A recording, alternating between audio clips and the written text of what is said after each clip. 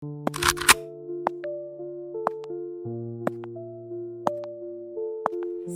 gayanya gitu? Pantas gak ada yang mau temenan sama dia.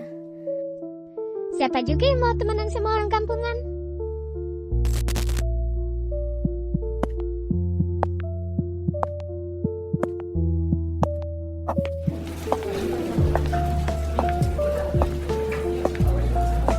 Mukanya kusam banget, banyak bekas jerawatnya. Pasti orangnya jorok.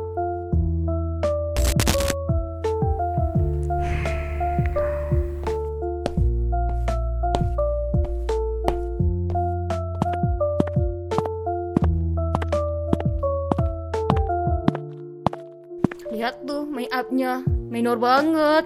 Terlalu maksa, norak deh.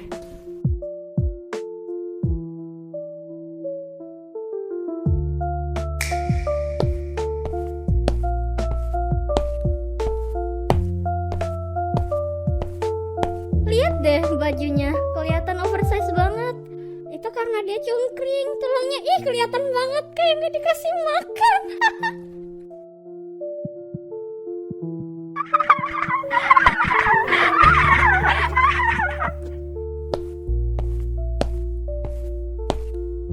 Lihat deh bajunya, ngepas banget, kepanjangan pula. Iya, malah makin kelihatan badan yang gemuk, mana pendek lagi.